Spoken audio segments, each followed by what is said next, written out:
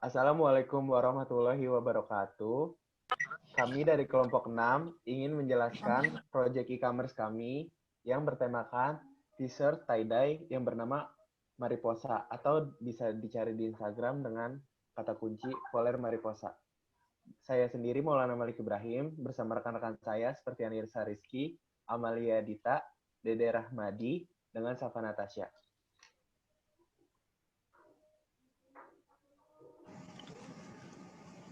Masuk yang ke pertama, yaitu jumlah pengguna internet di Indonesia tahun 2017 menurut survei APJII ada di kisaran angka 143 juta pengguna. Selanjutnya,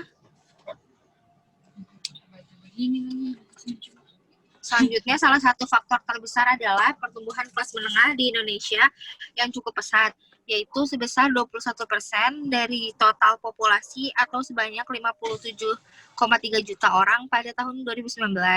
Hal ini juga terlihat dengan meningkatnya jumlah pengeluaran masyarakat untuk belanja barang konsumen secara online sebesar 23% pada tahun 2018 dibanding dengan tahun 2017. Next.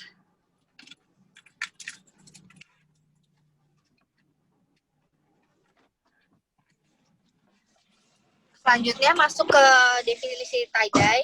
Jadi tie-dye sendiri yaitu ikat celup dengan teknik mewarnai kain dengan cara mengikat kain dengan cara tertentu sebelum dilakukan pencelupan. Kemudian di beberapa daerah di Indonesia, teknik ini dikenal dengan berbagai nama lain seperti pelangi atau cinde, triktik atau jumpautan, serta sasiringan. Selanjutnya,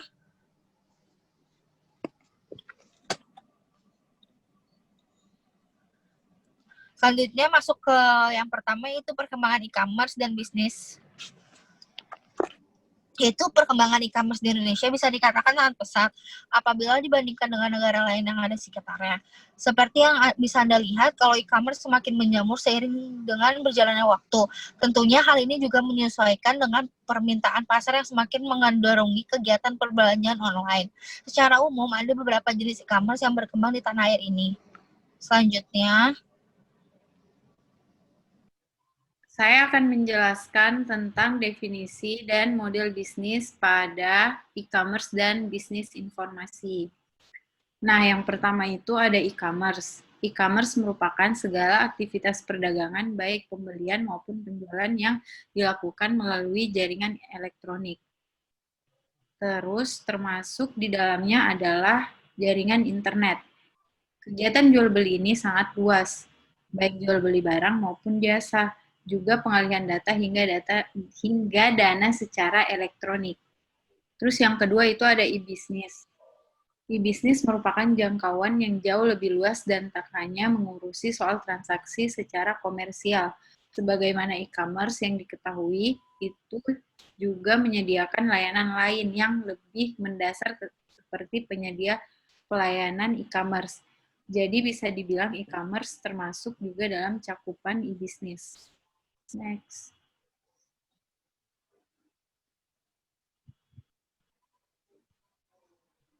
Nah, pada materi week kedua ini itu juga membahas 8 kunci komponen yang ada pada e-commerce dan bisnis. Yang pertama itu ada value proposition. Value proposition itu bagaimana produk atau perusahaan melayani kebutuhan di dalamnya yang terdapat personalisasi, penyesuaian, kenyamanan, pengurangan pencarian produk, dan biaya pengiriman. Terus yang kedua ada revenue model. Revenue model itu bagaimana perusahaan atau proyek e-commerce dapat menghasilkan revenue.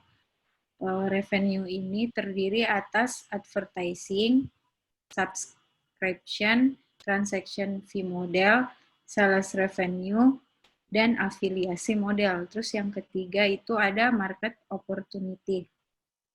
Market opportunity ini adalah potensi pada revenue pada market space yang menjadi tujuan menjadi tujuan sebuah perusahaan. Terus elemen yang keempat itu ada competitive environment, di mana perusahaan akan mengidentifikasi kompetitornya secara langsung pada market space yang sama atau produk yang sama yang terkait tentang berapa banyak serta menguntungkan bisnis yang dijalankan si perusahaan tersebut. Terus yang kelima itu adalah competitive advantage. Jadi competitive advantage adalah faktor-faktor yang membedakan bisnis dari pesaingnya yang memungkinkan untuk menyediakan produk dengan kelebihan serta biaya yang lebih rendah. Terus ada market strategi. Market strategi itu merupakan rencana yang digunakan perusahaan di mana akan menguraikan bagaimana cara memasuki pasar dan menarik minat pelanggan. Maksudnya menarik minat beli pelanggan atau bagaimana cara dalam mempromosikan produk penjualannya kepada pelanggan agar dapat menarik perhatiannya. Terus ada organizational development, yaitu proses mendefinisikan semua fungsi dalam proses merekrut dan memperkerjakan karyawan yang berpotensi. Terus elemen yang terakhir itu manajemen tim ini membahas mengenai kelompok individu yang diperlukan untuk memandu pertumbuhan dan ekspansi perusahaan.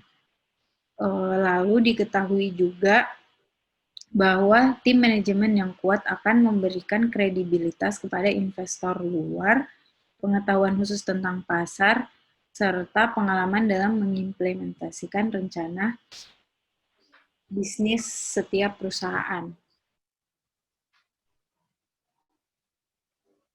Nah, bagaimana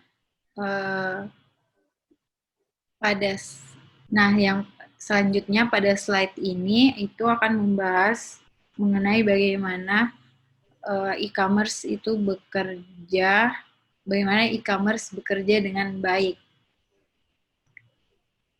Yang pertama itu ada e-distributor, terus yang kedua e-procurement, terus yang ketiga ada industri konsortium, terus yang keempat ada exchange, dan yang kelima private industrial network.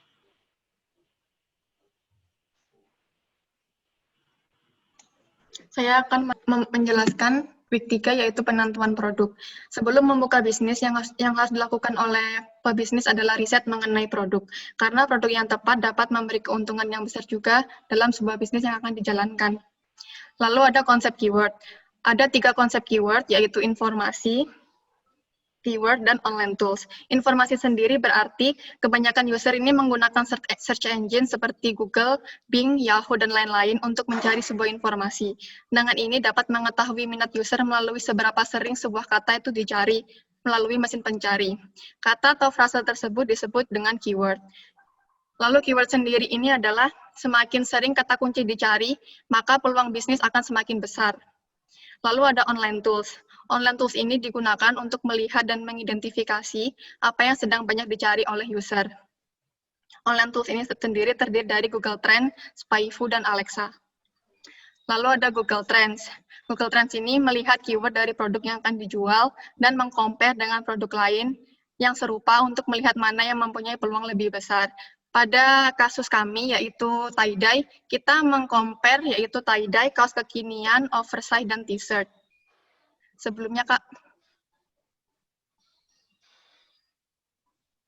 Nah, pada gambar ini dapat dilihat bahwa peluang untuk menjual tie-dye lebih besar karena grafiknya paling tinggi. Next. Selanjutnya ada keyword search tool. Keyword search tool ini digunakan untuk memperkirakan peluang pasar.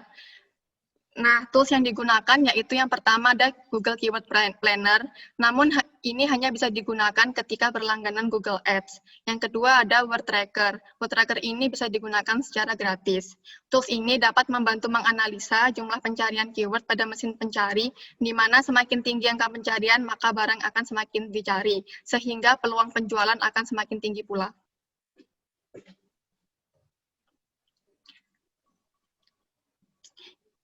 Pada gambar di sini kita mengimplementasikan kaos tie-dye kami kepada web Word Tracker. Dapat dilihat bahwa ada 614 pencarian pada Google dan di lokasi Indonesia.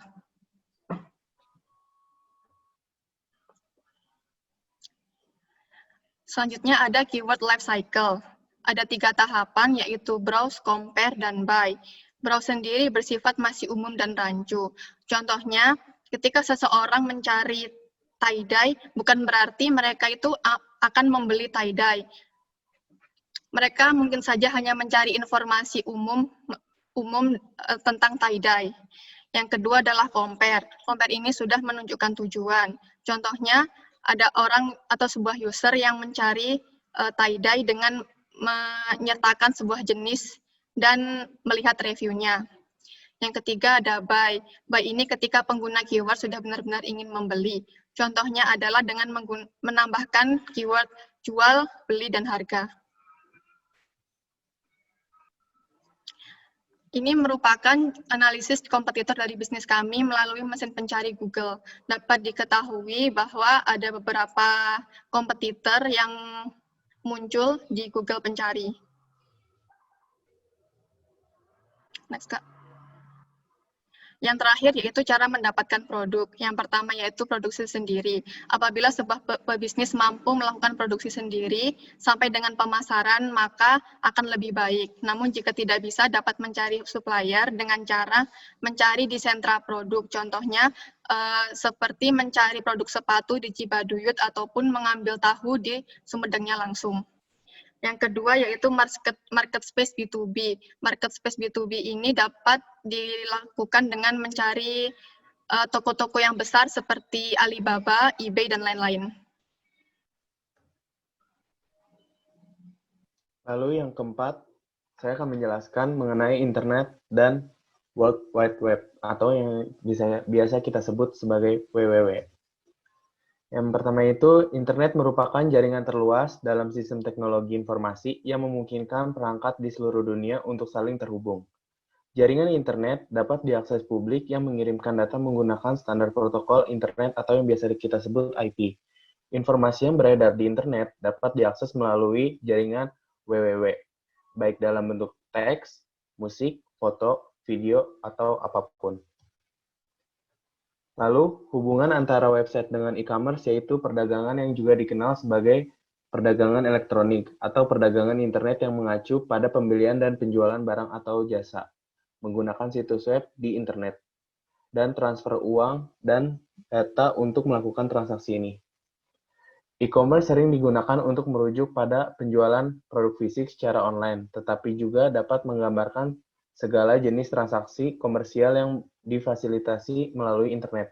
Beberapa fitur mendukung e-commerce termasuk komunikasi seperti email, aplikasi perpesanan, papan pesan online, telepon internet, konferensi video, obrolan video, dan media yang dapat diunduh secara streaming. Realitas virtual, realitas bertambah, dan teknologi buatan telah mulai memasuki pasar konsumen dan menarik perhatian yang signifikan.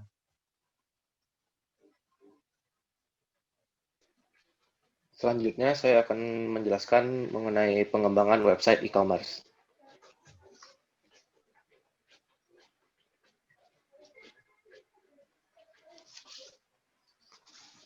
Pertama, saya akan menjelaskan SDLC atau System Development Lifecycle. SDLC sendiri memiliki pengertian metodologi untuk memahami tujuan bisnis dari sebuah sistem dan membuat desain solusi sesuai kebutuhan. SDLC sendiri memiliki beberapa tahapan. Yang pertama adalah perencanaan atau analisis, di mana laporan kita harus laporan di mana kita harus mengidentifikasi. Lalu ada tujuan bisnis, fungsionalitas sistem, dan kebutuhan informasi. Tujuan bisnis merupakan kapabilitas yang diinginkan pada website yang dibuat. Lalu fungsional sistem adalah daftar yang berisi jenis kapabilitas informasi yang diperlukan agar tujuan bisnis tercapai. Lalu kebutuhan informasi adalah elemen informasi yang harus disediakan sistem agar tujuan bisnis tercapai. Lalu yang kedua ada desain dan pengembangan sistem. Desain sistem sendiri terbagi dua, yaitu logical dan physical design. Di mana logical design itu menjelaskan proses bisnis yang ada pada web e-commerce. Lalu physical design adalah rencana hardware atau software, pendukung, dan koneksi telekomunikasi yang diperlukan untuk website. Lalu terdapat juga dua pilihan untuk masing-masing komponen, yaitu in-house atau outsource. Untuk outsource artinya memanfaatkan jasa atau produk dari vendor yang vendor di luar perusahaan. Lalu in-house artinya menyediakan atau melakukannya sendiri. Lalu tahapan yang ketiga, testing dan implementasi. Testing meliputi 3 tahap, yaitu test unit, system testing, dan final acceptance testing. Untuk test unit adalah proses pengujian modul pada situs satu persatu. System testing adalah pengujian situs secara keseluruhan. Dan final acceptance testing adalah di mana personil dan manajer perusahaan dalam pemasaran produksi menggunakan sistem. Setelah web aktif, lalu dilakukan improvement dengan 2 cara, yaitu A/B testing dan multivariate testing. A/B testing sendiri pengujian yang dilakukan dengan cara menampilkan 2 user A atau B halaman situs atau web kepada pengguna yang berbeda. Lalu multivariate testing adalah mengidentifikasi dan menguji elemen pada web. Setelah itu akan dilanjutkan dengan tahapan implementasi, di mana masalah pada sistem sulit untuk diprediksi. Pemeliharaan sistem adalah hal yang terpenting, namun membutuhkan biaya yang besar. Sistem e-commerce sangat bersifat sangat dinamis, di mana sistem tersebut selalu mengalami perubahan. Next.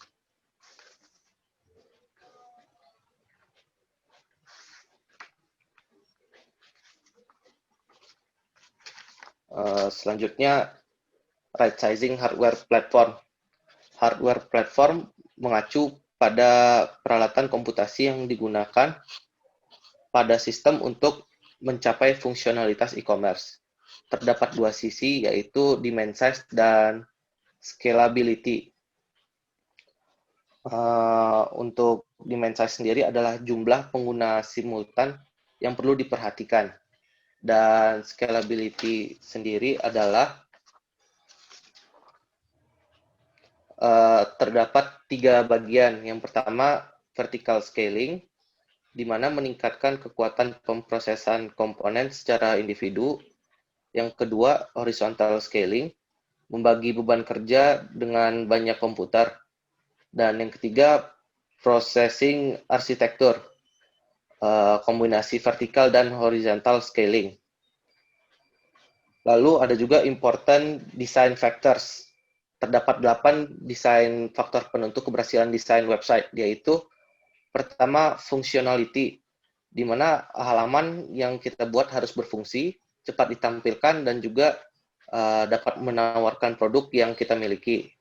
Yang kedua, informational. Lalu yang ketiga ada ease of use, di mana navigasi harus sederhana. Yang keempat ada redundant navigation, atau navigasi alternatif untuk konten yang sama. Lalu ease of purchase, di mana user hanya menggunakan 1 atau 2 klik untuk melakukan pembelian. Lalu ada multi-browser functionality, dapat digunakan pada beberapa browser populer, simple graphic, di mana kita harus menghindari grafis yang mengganggu dan suara yang tidak bisa dikendalikan oleh pengunjung. Dan yang terakhir ada legible text, di mana kita harus menghindari latar belakang yang mengganggu dan teks yang tidak terbaca. Selanjutnya ada website optimization, di mana terdapat 3 jenis optimasi website. Yang pertama adalah page delivery, di mana kita dapat memanfaatkan content delivery network, edge caching, dan mengurangi kebutuhan bandwidth.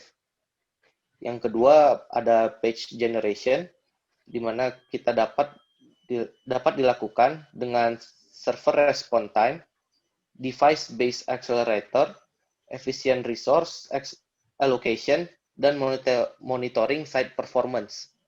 Dan yang terakhir ada page content, dapat dilakukan dengan optimized HTML, optimized image, site arsitektur, dan efficient page style.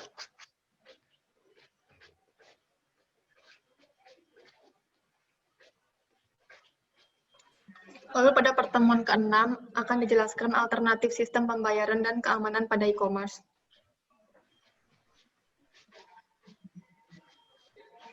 Yang pertama yaitu security concept. Ketika terhubung atau terkoneksi dengan jaringan, maka data atau informasi yang disimpan dalam komputer akan semakin terbuka dan memungkinkan diakses oleh orang lain. Gambar di bawah ini menunjukkan bahwa keamanan sistem juga dipengaruhi oleh lingkungan. Dalam gambar tersebut dapat dilihat bahwa untuk mengamankan data tidak cukup hanya dengan teknologi, namun juga harus didukung oleh kebijakan dan organisasi serta prosedur-prosedur yang sudah dibentuk, dan juga didukung oleh hukum yang berlaku dan standar industri.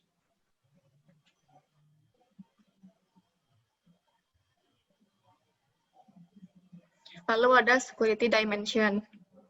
Yang pertama yaitu integrity. Integrity ini terkait mengenai apakah informasi yang dikirim atau diterima telah diubah tanpa otorisasi atau apakah data yang diterima oleh pelanggan itu valid.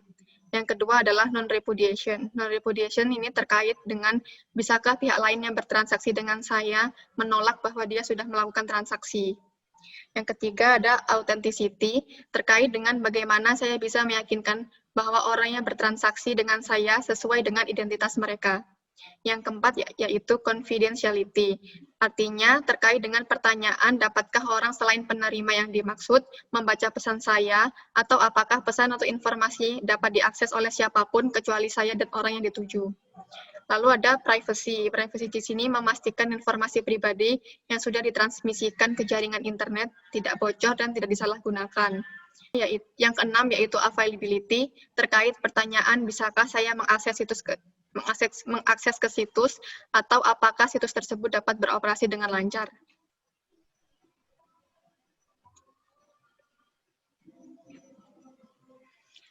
Lalu ada vulnerability points. Untuk mengetahui di mana ancaman itu terjadi dan melakukan pencegahan yang tepat. Karena dalam sistem jaringan komputer ada banyak titik yang menjadi celah. Titik-titik yang mungkin menjadi kelemahan e-commerce yaitu satu, klien. Klien merupakan perangkat yang kita gunakan untuk melakukan transaksi di e-commerce. Lalu ada server. Server adalah komputer yang melayani proses e-commerce yang memiliki data penting di dalamnya, seperti data customer, data transaksi, dan informasi produk. Lalu ada communication channel, yaitu jalur komunikasi yang menghubungkan klien dengan server, yang terdiri dari berbagai macam perangkat seperti router, hub, switch, BTS, dan lain-lain.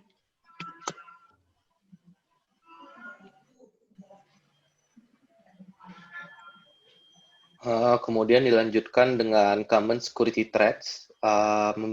Common security threats itu ada beberapa. Yang pertama, malicious code, yang merupakan salah satu serangan keamanan sistem e-commerce yang berupa virus, worms, dan Trojan horse. Lalu yang kedua, unwanted programs berupa browser parasite, dan spyware. Lalu ada phishing, yang berupa penipuan melalui email scam. Lalu ada hacking dan cyber vandalism berupa serangan keamanan yang dilakukan oleh hacker atau cracker. Lalu ada credit card yang dicuri atau disalahgunakan, atau disebut juga fraud atau theft.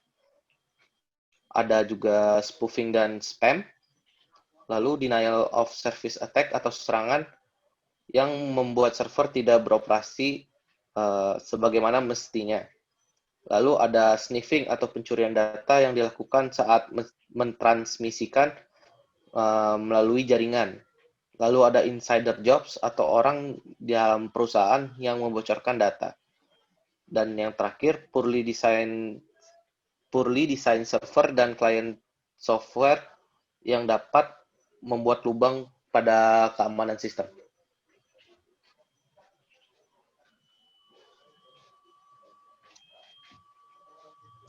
Selanjutnya, teknologi solutions. Solusi teknologi untuk melindungi sistem bisa dilakukan dengan cara enkripsi atau penyandian atau melindungi komunikasi internet.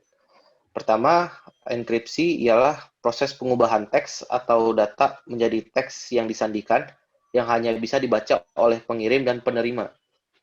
Dengan enkripsi dimensi keamanan yang meliputi integrity, non-repudiation, authentication, dan confidentiality dapat terpenuhi. Enkripsi terbagi menjadi dua jenis, yaitu public key dan private key, atau kunci simetris. Lalu proses enkripsi dan digital envelope adalah mengirim kepada penerima menggunakan kunci tertentu.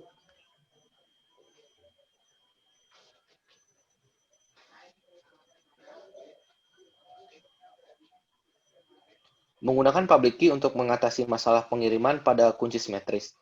Metode ini menggunakan sepasang kunci yang dihasilkan oleh algoritma di mana kuncinya tersusun secara sistematis. Metode ini dapat memastikan bahwa penerima adalah orang yang memang seharusnya menerima. Lalu digital signature untuk memastikan keaslian bahwa pengirim adalah orang yang memang seharusnya mengirim. Lalu ada digital envelope, menggabungkan sistem simetris dan kunci publik untuk mempercepat proses pesan dienkripsi menggunakan kunci simetris. Lalu perlindungan terhadap server dan klien, operating system control, dan autentifikasi dengan mengontrol akses dan menggunakan antivirus.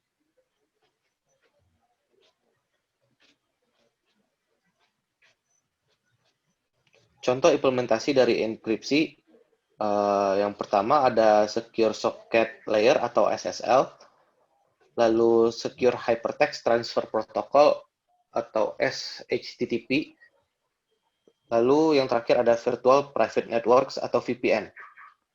Lindungi jaringan bisa menggunakan firewall dan proxy server. Firewall merupakan filter komunikasi berupa hardware atau software untuk menghindari paket tertentu masuk ke jaringan berdasarkan kebijakan keamanan tertentu. Proxy server merupakan software yang menangani semua komunikasi yang berasal dari jaringan atau dikirimkan ke internet.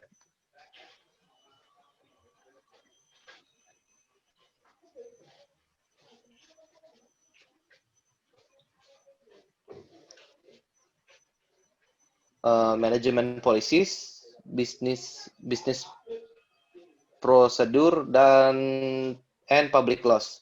Langkah kebijakan pengamanan sistem. Yang pertama, melakukan risk assessment, mengembangkan kebijakan keamanan yang berisi sekumpulan pernyataan prioritas risiko, identifikasi target risiko, dan identifikasi mekanisme untuk mencapai target. Lalu mengembangkan rencana implementasi yang berisi langkah-langkah untuk mencapai rencana keamanan.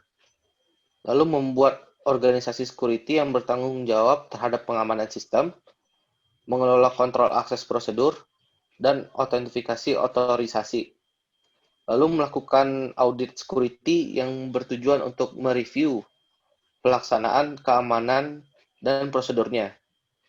Lalu hukum dan kebijakan publik harus dilakukan agar ada kejelasan mengenai hukuman yang diterapkan jika terjadi pelanggaran terhadap keamanan sistem.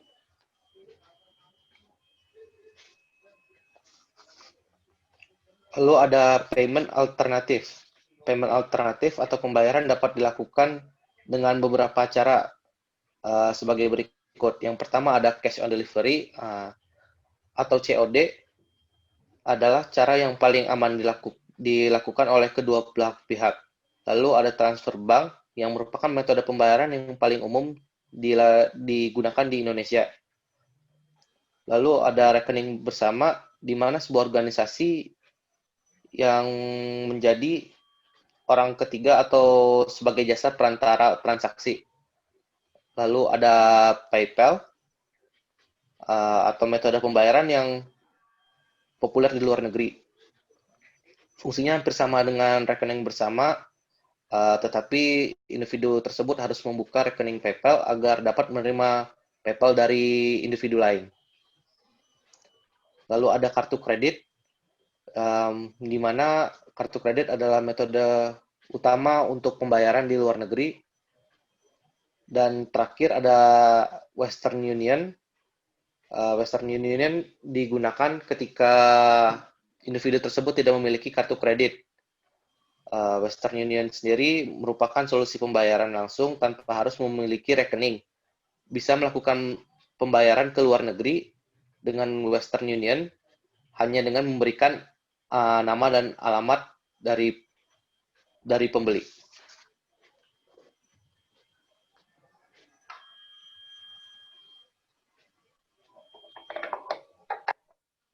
Pada bab terakhir ini yaitu perkembangan infrastruktur teknologi. Yang pertama saya akan membahas mengenai hourglass model.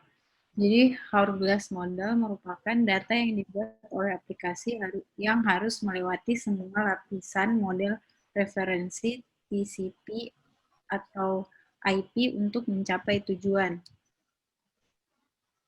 Hourglass model ini itu terbagi atas 4 layer atau 4 lapisan. Yang pertama itu ada network teknologi, terus yang pada layer kedua atau lapisan kedua itu ada transport representation, yang ketiga ada middleware, dan lapisan keempat atau yang terakhir itu ada application. Kemudian yang kedua adalah arsitektur internet. Arsitektur internet didasarkan pada spesifikasi protokol TCP atau IP standar juga. Nah, yang ini dirancang untuk menghubungkan dua jaringan yang berbeda dalam internal hardware, software, dan desain teknis. Setelah dua jaringan saling terhubung, komunikasi dengan TCP/IP diaktifkan secara end-to-end, sehingga setiap node di internet memiliki kemampuan yang hampir ajaib untuk berkomunikasi dengan yang lain dimanapun mereka berada. Dikatakan ajaib karena seseorang dapat melakukan komunikasi secara jarak jauh. Kemudian keterbukaan desain ini memungkinkan arsitektur internet berkembang ke skala global.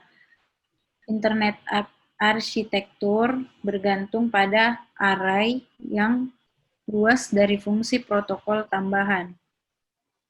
Terus di dalamnya juga di dalam arsitektur internet itu terdapat backbone, internet exchange points, LAN atau CAN, dan yang terakhir itu ada ISP. Next. Nah, pada bab ini juga membahas mengenai keterbatasan internet di masa sekarang.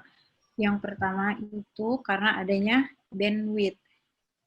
Bandwidth yaitu kapasitas yang tidak mencukupi di seluruh tulang punggung. Maksudnya adalah di mana internet saat ini lambat dan tidak dapat berbagi serta menampilkan file besar secara efektif seperti file video dan suara.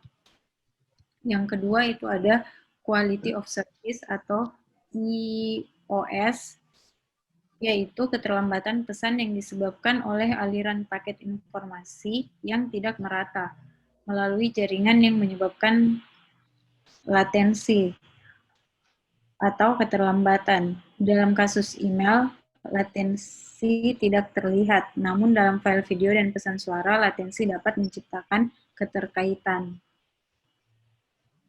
Nah, yang ketiga itu ada network arsitektur atau jaringan arsitektur. Diketahui arsitektur internet pada saat ini itu tidak dapat memenuhi permintaan dan harapan konsumen, dikarenakan infrastruktur internet yang lebih baik akan meningkatkan cara server memproses permintaan informasi sehingga menghasilkan kecepatan yang lebih tinggi. Terus yang keempat ada language development. Language development itu biasanya dikenal sebagai HTML, yaitu bahasa universal web yang dinilai kurang memiliki kemampuan untuk mendukung dokumen yang kaya seperti database, dokumen bisnis, atau grafik. Terus yang terakhir itu ada wired connection atau wired internet. Nah, sebagian besar pada sambungan internet saat ini itu masih didasarkan pada kabel fisik yang membatasi mobilitas pengguna. Meskipun teknologi telepon seluler menawarkan mobilitas sistem, akan tetapi sistem masih sering mengalami kelebihan beban karena pertumbuhan jumlah telepon pintar atau smartphone. Sekian penjelasan dari saya, akan dilanjutkan oleh rekan saya, Maulana. Iya, baik. Selanjutnya itu ada tujuan diciptakannya internet. Sebagaimana yang kita ketahui, untuk menyediakan akses transmisi data yang sangat tinggi, intensif, dinamis, cepat, dan hemat biaya. Jaringan internet bisa terhubung karena adanya hubungan antara sender dan receiver sebelum melakukan transmisi data ke internet atau yang biasa kita sebut handshaking. Lalu, ada future internet atau masa depan internet akan membutuhkan yang pertama ada verifikasi, lalu algoritma terdistribusi, misalnya untuk konsensus, pemilihan, dan penyebaran epidemi. Lalu ada algoritma manajemen sumber daya, alokasi, dan penjadwalan sumber daya. Dan ada algoritma basis data, penyimpanan konten, pembaruan, dan pengambilan konten. Di sini ada protokol yang dapat mendukung internet, yaitu IPv6 atau Internet Protocol versi 6, MPLS, Multi Protocol Label Switching, GMLPS, Generalized Multi Protocol Label Switching, dan SIP, Session Intention Protocol. Sekian presentasi dari kelompok kami, kurang lebihnya mohon maaf. Wassalamualaikum warahmatullahi wabarakatuh.